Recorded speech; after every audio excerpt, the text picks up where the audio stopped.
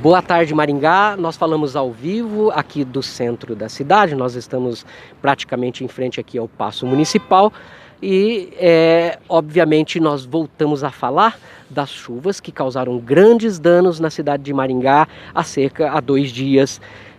Nós passamos de uma situação de aridez total, a cidade estava sem chuva há um bom período e agora estamos tendo chuvas torrenciais em espaços de tempo muito limitado, como o que aconteceu anteontem, quando choveu 30 milímetros em menos de 40 minutos.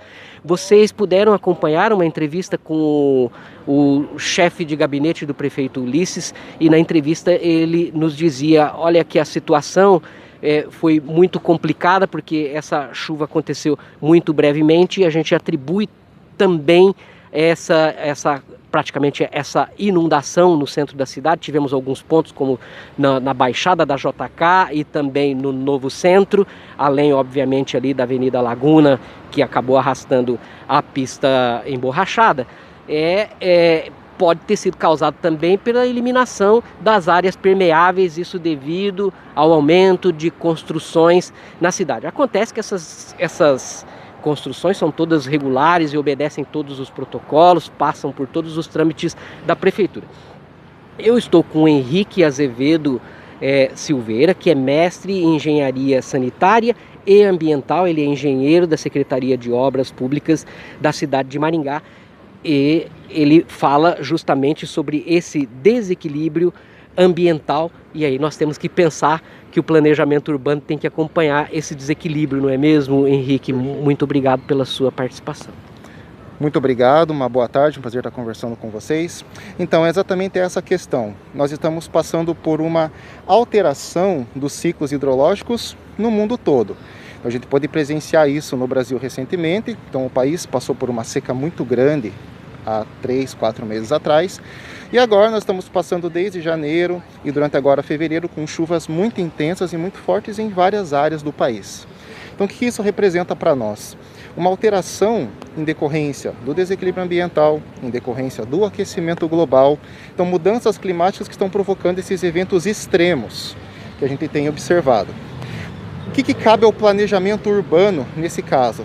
É tentar acompanhar e fazer uma avaliação e um estudo dessas mudanças climáticas, a fim de se pensar instrumentos e ferramentas técnicas e construtivas para se conseguir minimizar e despotencializar esses eventos, que, como a gente tem já observado há alguns anos, tendem a se repetir cada vez mais. Pois é, né? Então, e a gente observa, né? Você me dizia antes da gente começar essa entrevista, né, que Maringá é uma cidade predominantemente plana, né? E obviamente todas as construções obedecem os parâmetros para que nada seja abusivo, precisa ter as áreas permeáveis, certo. Mas mesmo assim, né, essas mudanças climáticas provocam também a necessidade de se acompanhar, né? Vocês já imaginam que já começam a pensar em soluções, né, para poder acompanhar essa questão aí. A prefeitura instalou, por exemplo, esses coletores, né, de lixo nas bocas de lobo, que vão ser seguramente úteis, mas ainda não se mostrou, né, suficiente. É preciso outras ações, né? Vocês já imaginam alguma coisa que possa ser feita? Então, até esse exemplo que você deu dessas caixas coletoras de lixo, elas serão muito importantes. Claro que é um passo inicial, é uma ferramenta, é um instrumento construtivo que vai ajudar, por exemplo, a você retirar o lixo que se acumula nas bocas de lobo, que acaba às vezes obstruindo os canais de galerias, etc. E claro que isso já ajuda também a você ter um melhor potencial de reter essas chuvas. Então essa questão das construções, claro que elas passam por todo um regramento técnico, elas passam por análise, por vistoria, por fiscalização da Secretaria de Obras, e elas só são aprovadas mediante o cumprimento dessas normativas estabelecidas pela Prefeitura.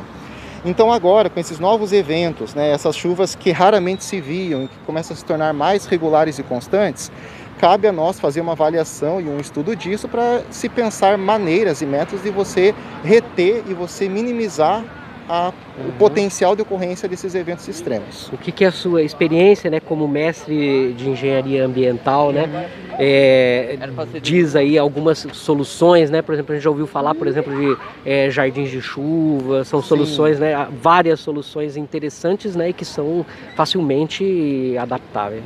Sim, então técnicas e métodos hoje são estudados em todo o mundo. A gente vê, por exemplo, na China, estudos sendo feitos para você conseguir uma retenção mais associada ao uso do meio ambiente. Então, por exemplo, a instalação de mais áreas permeáveis, a questão de arborização, que Maringá é riquíssima, questão de jardins, canteiros, também com áreas de retenção. Então, são técnicas que a gente aproveita a questão do meio ambiente e encaixa dentro dos critérios de sustentabilidade que a gente busca hoje no mundo todo e na engenharia principalmente. Então, existem técnicas de retenções que são menos agressivas e construtivas ao meio ambiente e que a gente aproveita todos esses critérios de sustentabilidade. Então, nós ouvimos também de uma associação de meio ambiente na cidade, a FUNVerde, a respeito do jardim de chuvas. E é uma solução para essas situações? É uma solução para o ambiente de Maringá? Sim, os jardins de chuva eles têm justamente essa ideia de você implantar uma área permeável, uma área ambiental com instalação de regiões de arborização, gramados, enfim, realmente a instalação e uma readaptação do ambiente, aproximando mais ao que a gente tem do que é o meio ambiente conhecido, um ambiente alternando, né, regiões mais permeáveis, regiões impermeáveis.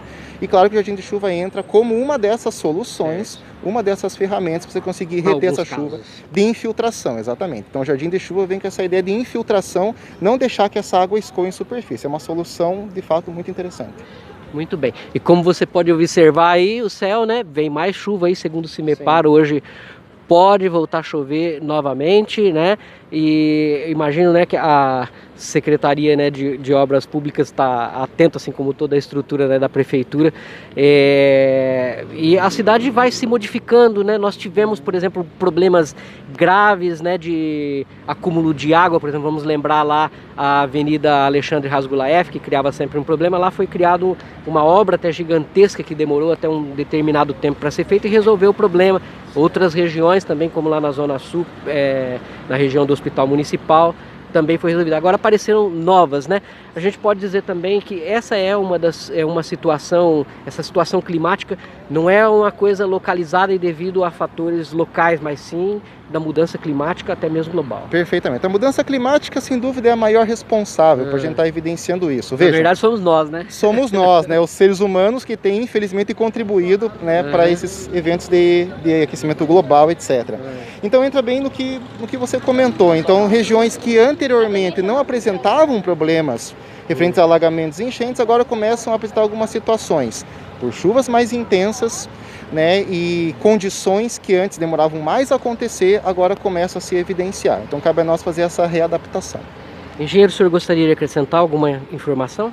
Eu gostaria apenas de agradecer a oportunidade, é sempre bom estar comentando e falando a respeito disso. É um assunto que não se esgota, que a gente poderia ficar um tempão falando.